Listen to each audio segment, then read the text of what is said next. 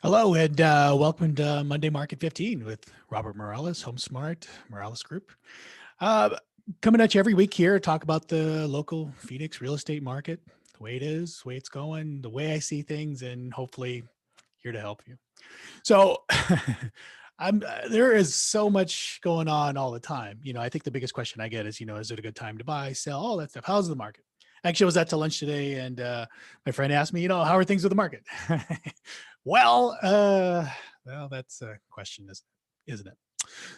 So there's a lot to go over. There's always so much kind of going on regarding the housing market. But right now, I would say if you're out there talking to real estate agents or trying to determine whether or not you're wanting to buy or sell, and I would say the biggest sign or biggest red flag when it comes to an agent, if you ask them that question, is it a good time to buy, is it a good time to sell? And they say yes, they're probably lying to you because it's always, whenever you talk to an agent, it's always a good time to buy. It's always a good time to sell.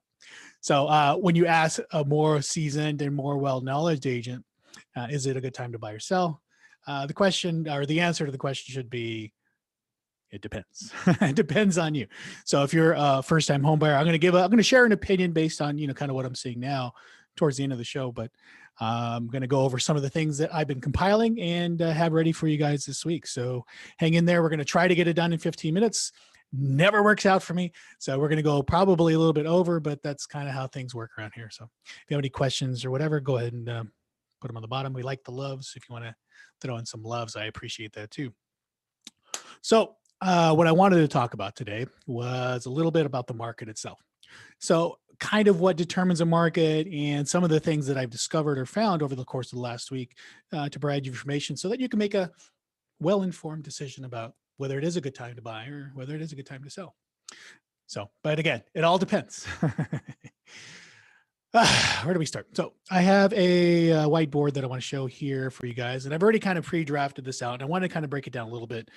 What factors affect the housing market? So you have some direct factors, house price, of course, your interest rate. Interest rates are historic lows. I mean, they're running in anywhere from about 2 to 2.3, 2.5%, depending on the lender, depending on your situation.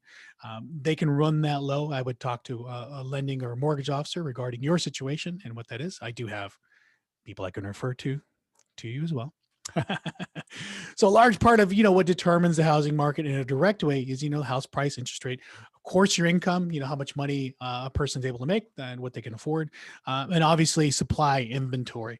So right now we are at a deficit regarding supply. There are a number of houses not listed for various reasons. If you look at some of the stats that I look at every week, we are seemingly having a supply issue, not because we have more buyers. We do have more buyers, of course, but in regards to supply, there's not many people, or there aren't aren't many people putting their houses up for market for various reasons. It could be COVID related. It could be unemployment. It could be a lot of things that are determining why people aren't listing their homes. But in average, if you look at some of the reports and some of the statistics, people aren't listing their home. And there's a number, I think, a shadow market out there that they haven't listed for whatever reason. The more prominent reasons we won't know until it's several months down the line. But as we get into the indirect things that are affecting the market, employment is an indirect thing that we don't necessarily take into account. Inflation, of course, the rising prices do cause inflation. Legislation. So right now there are discussions, and I'll show you some of the things that are kind of happening. Legislation in Congress right now is still up in debate. The current moratorium for mortgage foreclosures is up in March 31st of this year. Also, the rental moratorium, so a rental eviction moratorium. You can't evict any tenants that are in the home if they can provide proof that they're impacted by coronavirus. You also have migration issues. So in the greater Phoenix area, the biggest thing we're seeing is migration. A lot from California. We're seeing stuff from Texas. We're seeing people come from Illinois and some of the coastal cities, as those high tax rates are impacting those people who are either unemployed or whatever their situation is. There's various reasons, but the last and the fifth reason I wanted to type in here, let me see if I can get this, that the indirect determinant of the housing market is Emotions. As you can suspect, I'm gonna hit on this key part. That's why I left it last. Emotions tend to drive a market more than anything else, more than all these other factors. We are personally, I am looking for a house right now, and I will say the individuals that I'm purchasing a house with are emotionally driven into finding that exact house. We're going out there looking, for houses. So Violet is pushing and pressuring me to purchase a house, and in my mind, in my investment mind, because there's other factors in play too, everything is saying no, not right now. And in a second, I'll show you why. But let me see if I can pull up that. So emotions, like I said, are the biggest driving factor in people making decisions. People making decisions regarding their investments. The whole height of that GameStop thing was all driven by emotions. Some profits there too, but how that went. I talked to a lot of different people who are in different investment categories, whether they're a long-term investor, or whether they look at investing in stocks. And one of my friends that did invest in GameStop was just holding on, just kept on holding on, even past the Friday that it just tanked last week, if you noticed. But everybody's in this for various reasons, but emotions tend to drive that because they're either getting back at the big guy, regarding GameStop, or because they want to find a house and, they want to get out of a situation like, an apartment or a rental, and they want to find a house because it's their dream, and they're propelled by that dream more so than logic sometimes. But like I said, that is probably the bigger aggravator in all this housing market is again, emotions. So what I did find regarding emotions, I did find something interesting regarding the UK market. So I'm going to pull up this article real quick so you guys can see. UK market is definitely a different market than what we have here in the United States. So they have their own factors they're dealing with. They're dealing with a pound that their dollar. So the pound out there that is fluctuating, because of all the issues with Brexit. If you watch, just local news or international news, you can apply what you know about Brexit to this situation. But the UK housing price suffered its first decrease of a 0.6% decline since April of last year. And I truly believe it's due to the government's stamp duty. Stamp duty, is, as you see I'm highlighting here, is really their real estate tax. It talks about a holiday. It's not a Christmas holiday. It is a furlough or a moratorium, just like what we're doing here. So their stamp duty, there was some indication or some information brought up that they would discontinue the stamp duty holiday, or I should say the foreclosure moratorium. It's just a way for them to not pay taxes on the property. And from one of the other articles that I did read, it was because of that caused this fluctuation, or at least it was speculated that it caused this fluctuation in pricing. So the UK, again, it's not the United States. It's not what we're facing here. But when we have a foreign entity who is suffering through the same kind of issues we are here, and they have a price fluctuation in their housing market, it could be an indication of what could or would potentially happen here. So I'm going to keep a close eye on the UK market a little bit over the next few months, just to kind of get an idea. Because again, whatever happens overseas will definitely affect and kind of have its influence over here. I just don't know how. And no matter what information you gather, you can only speculate until it actually happens. And so the one thing that this is an indication of, there is some fluctuation in pricing, possibly heading our way. But it's all different markets. This is a different nation. But when you do see this kind of gives signs of what is potentially going to happen here as well, even though we're not seeing the same thing. I think, as you guys know, there is some current talks about legislation that do affect renters and buyers. So right now, the renters, the current moratorium for evictions is going to be on March 31st or March 30th, and you can apply for that. This article from Kiplinger was published last week. Kind of gives us some indication of what was going on in the rental market. There is going to be some support. The thing that I drew from this was this information down here. We scroll down. See, okay, here. Help for homeowners. Holders of mortgages insured by the Federal Housing Administration are guaranteed by Fannie Mae, Freddie Mac, are covered by Biden foreclosure evictions. The foreclosure moratorium of FHA insured single-family mortgages was to extend to March 31st. Fannie and Freddie Mac extended moratorium foreclosures, all that stuff. So again, if you have a Freddie or Fannie Mae, so if you have an FHA that was FHA loan that was approved and closed within the last year or so, it is protected, and you can apply to your mortgage or your the servicing branch of whatever your bank is to inquire about the continued moratorium. But it's currently extended to March 31st. Could that be potentially extended further? Absolutely. I think the current Congress is looking at extending that to September, and that is concerning because it's not. It's just, I think, preventing the inevitable, whatever you believe the inevitable is. There are, with the U.S. The Fed, purchasing all these mortgage-backed securities, continue these moratoriums. I believe they're putting band-aids on a very bigger systemic problem. Let's see. But the one thing that I wanted to bring up, the big concern is not so much that these are going to be protected. It's going to be this. So I had to look up. I found it very interesting that they're backing Fannie and Freddie houses, but I wanted to understand a little bit more what that looked like. There are also private loans out there, people that right here. So a private mortgage.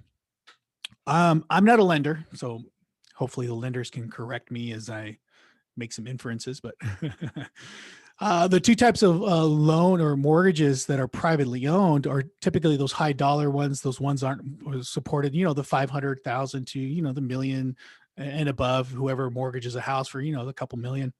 And then the portfolio loans. So the loans that are lower income that wouldn't necessarily pass through Fannie and Freddie.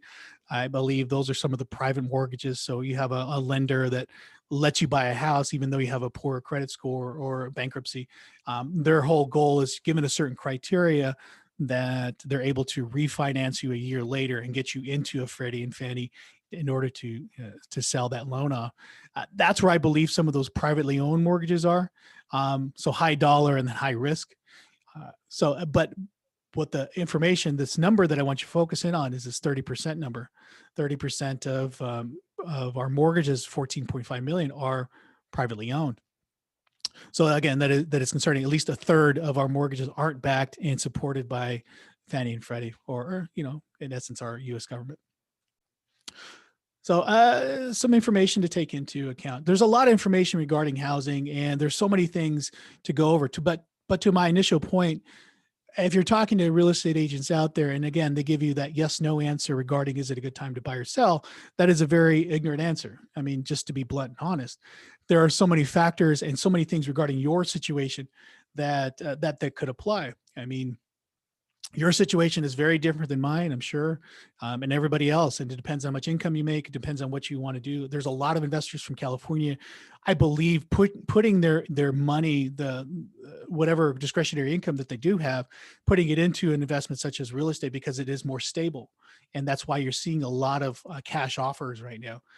We put in, so Violet and I, we put in an offer this weekend, and they were supposed to review all offers on Monday or today, and they accepted an offer Saturday. But the week before, we put in an offer on a house up in Mesa, like way out in the outskirts of Mesa, and that was overseas. We're putting 20% down, and we offered more than list price. And when I called the agent, I said, "Hey, I'll just follow up on our offer and you'll see what happened." He basically said that they responded to all the cash offers. And if you've been in real estate long enough, you know that before all this craziness, you would hope for that one cash offer. You would hope to get a conventional, or just an offer period.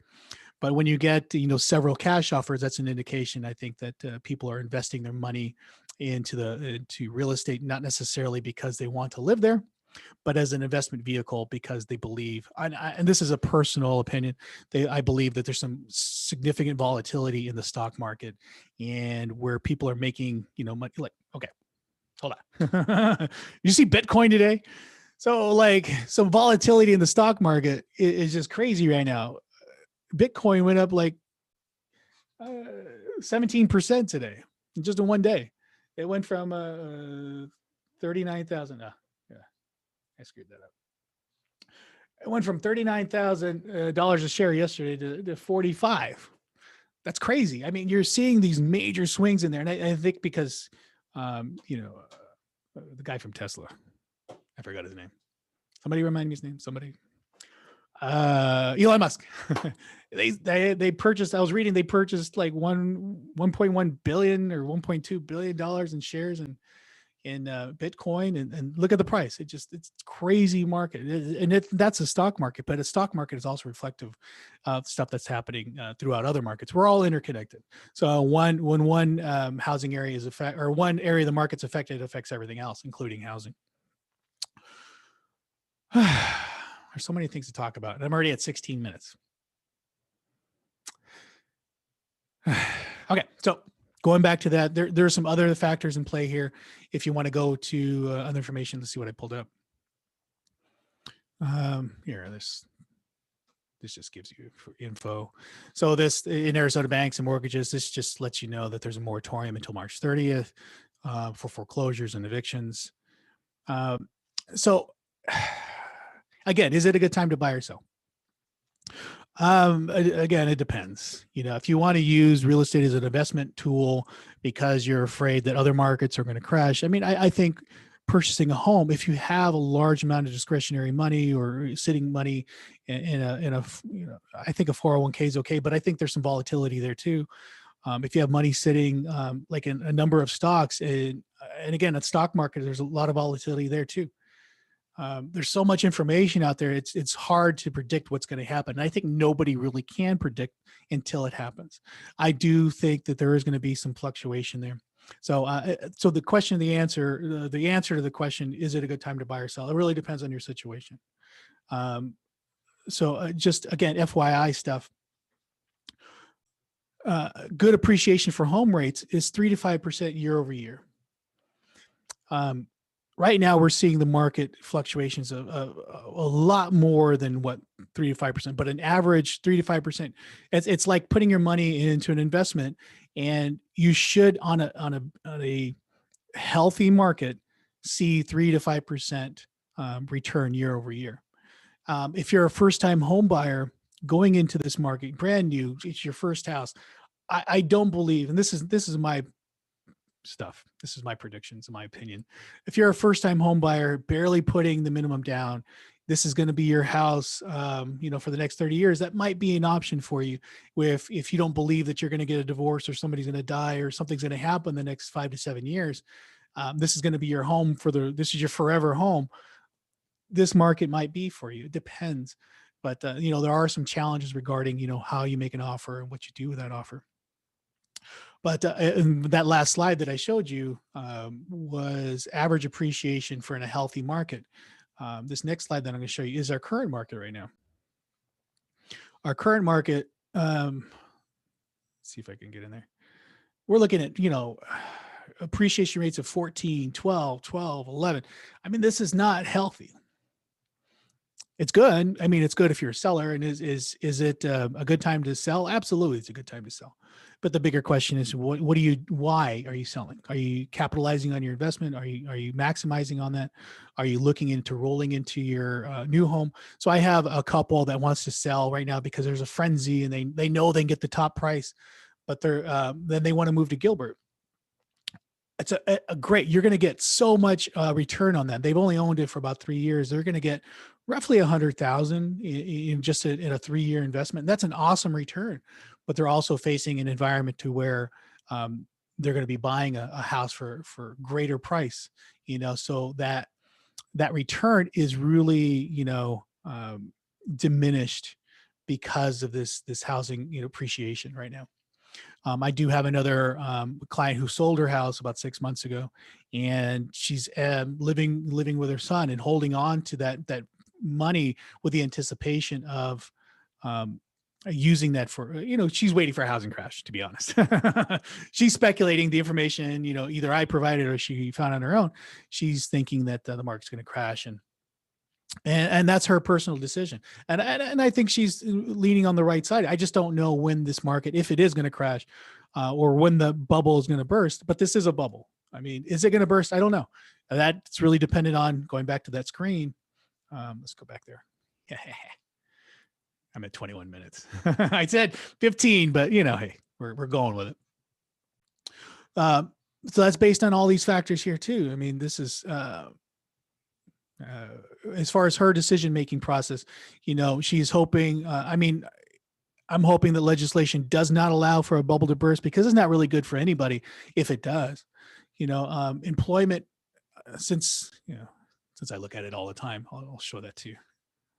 Employment for Arizona, because again, I like to focus in on Phoenix. Not a lot of like YouTube channels, a lot of people that I talk to like to talk about just very general numbers. They don't really talk about like the Phoenix market. I like talking about Phoenix because Phoenix is where I live. So unemployment rate in Phoenix right now is 7.5. That's reported in December. I'm still waiting on January numbers to see where that goes. I believe, I can't remember if this is adjusted for seasonality, but you could suspect in December we're going to see a rise in employment because of the seasonality. Retailers around Christmas do hire a little bit more help just because there is more inflow. I mean, I think they were hiring people with trucks, UPS and FedEx, just to manage the overload of packages. But come January, they release all those either delivery drivers or whatever, those people that they hired for seasonality. So we're right here at that 8% ish number, 7.5, between 7 and 8. As January fluctuates, we may see an increase in unemployment. I don't know where this number is going to be in the next 30 days. But this usually posts about the third week of every month. So I would anticipate either the next week or the week after, you'll be able to see the unemployment number, how that's playing out in the Phoenix area. So it's stuff like that that are affecting that. So if you're, again, I'm going to reiterate, this is just an opinion. And if you're in the Phoenix market looking for a house right now and you're a buyer, first time, you saved up your minimum down payment, this is probably not the market for you. This is just unfortunate. It's just what we're facing right now. I'd say if there is an opportunity for you with that minimum down payment, with the loan that's barely approved kind of thing. And if you're barely approved, you know what I mean. I think the biggest opportunity for you guys is going to be the new construction, new builds. I've been looking at too. There's one builder, Lennar, who's doing they're doing a lottery basically, or they're selecting people. They're only doing 8 builds a month, and they're selecting, out of a random. So you have to, it's a whole mess, but they're selecting people out of the people who apply for their homes. But with those new builds, there's a couple challenges with that too. So, you have to wait, 6 to 9 months for the construction. So you have to plan for that. You may have to rent another year even for that. There are other home builders that are doing other types of lottery systems, like one, I believe in Florence, Pulte was doing a auction type of lot selection. So you go and bid, you go bid for a lot. You don't even get the house. So you're bidding for a lot. And I had a client that paid, I believe, $6,001 and she won the lot. Other ones are holding off. They're putting you on a wait list. I mean, those are the challenges of new construction. But if you're, like I said, if you're one of those first time home buyers that's barely has a down payment, barely qualified, or barely made adjustments to get qualified, I would say the opportunity is in the new constructions. There's far less competition there. There's still competition, but there's far less there. If you're the investor looking into putting your money and parking your money for several years, especially if you have cash, you're coming from California or one of the the Western states or even the Midwest, this could be a good investment vehicle. But it depends. It really just depends if you're concerned about the volatility of the stock market and some of the other long-term investments like your 401k and all that stuff. Real estate is a more stable environment. I mean, it does recuperate, from the crash of 2009. Me personally, I recuperated from my sale. It took about 7 years to recuperate the amount I lost on that sale. So there is some opportunity there too, especially for investment wise. So it just, at the end of the day, it just depends. It really depends on, who you are. If you have a good gut and you're willing to go out there and fight for these houses just like anybody else. But as far as like making a purchase, For your average home buyer, this isn't the market. I'm just sorry. It's just the way it is. Unless you're coming in, with 20, 30,000 over asking, and you're willing to weigh the appraisal, there's really not a whole opportunity for you. I've seen escalation clauses. There's so many things that you can do regarding winning a bid, but at the end of the day, is that a smart investment for yourself? Will you recoup that money, 5 to 7 years? If you're interested in economics, there's a link actually in the description. Ray Dalio. It's a little YouTube video that I found very interesting. It talks about markets, the way they fluctuate. It talks about the debt cycle. If you're, again, a first-time home buyer, be as informed as possible of what decisions somebody may be leading you down. So a real estate agent telling you, hey, you should offer 20,000. Don't worry about the appraisal. And they're not really considering everything, and they've really talked about those things. They may not be doing it in your best interest. And I care about you guys. That's plain and simple. I care about you guys. If you have any questions, though, I am way over my time. If you have any questions, though, go ahead and text me. My cell phone's there. I'm available all the time. You can also go to moralesrealty.net for information. But this is Monday Market 15, or maybe it's Monday Market 30. There's so much to cover, but hopefully that helps you. Again, if you're in this market and you don't have a strong stomach, just it is what it is, man. You just gotta barrel through there somehow. But hopefully the person helping you has your best interest at heart. But again, if you need any help with anything, if you have any questions or information, or want to share something, please go ahead and write that in the comments, and then I'll get back to you later. And we'll see you next Monday. Deuces, y'all.